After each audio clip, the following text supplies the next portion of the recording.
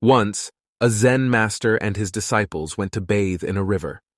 After their refreshing bath, the master emerged from the water, and his disciples gathered around him as they walked along the riverbank.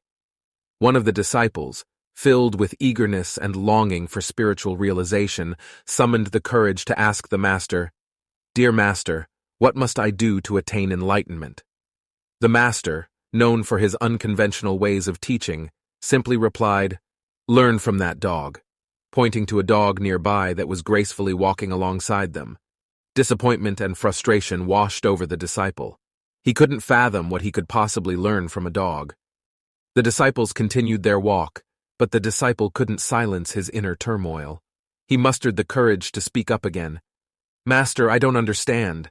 How can I learn from a dog?" The master maintained his silence, allowing the disciples' discontent to linger in the air. They walked on for a while, the disciples' curiosity growing stronger with each passing step. Finally, the master halted and pointed to another dog playing joyfully in a street nearby. He turned to the disciple and said, "Then learn from this dog." The disciple's frustration peaked, and he couldn't contain his exasperation any longer. "Master," he pleaded, "why do you jest with me? What possible wisdom could I gain from observing dogs? All they do is eat, sleep, and reproduce. I came to you seeking freedom from such trivialities." The master, undisturbed by the disciple's outburst, gazed at him with eyes full of compassion. In a gentle tone, he began to explain, "My dear disciple, it is true that dogs eat, sleep, and reproduce, but within their simple existence lies a profound lesson for us all." He paused, allowing the disciple to absorb his words. Then he continued, "Dogs teach us the art of being fully present in each moment. They find joy in the simplest of actions, expressing love and loyalty unconditionally.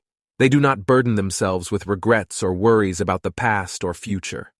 The disciple listened attentively, his frustration slowly transforming into curiosity. The master's words resonated within him, inviting a new perspective. "The path to realization," the master said, "is not about escaping the ordinary aspects of life, but about embracing them with awareness. It is in finding the extraordinary within the ordinary, the sacred within the mundane." As the disciple contemplated these teachings, he began to observe the dogs around him. He noticed their carefree playfulness, their unwavering presence in each moment. He witnessed their genuine expressions of joy and love, unaffected by external circumstances. A sense of gratitude welled up within the disciple's heart. He bowed to the master, acknowledging the depth of wisdom he had received. From that moment onward, he embraced his journey with renewed purpose, determined to learn from every experience, no matter how simple or profound. And so, guided by the master's teachings and the inspiration of the dogs, the disciple embarked on a transformative path of self-discovery. Over time, he realized that true freedom came not from escaping the world, but from wholeheartedly embracing it, just as it is. With each step, the disciple learned to live in the present, finding beauty in ordinary moments and discovering the extraordinary in the most ordinary of things. And through this journey, he came to understand that enlightenment was not a distant goal to be reached, but a way of being, cultivated through mindful engagement with life itself. I hope you like this story. Keep watching Zen Master.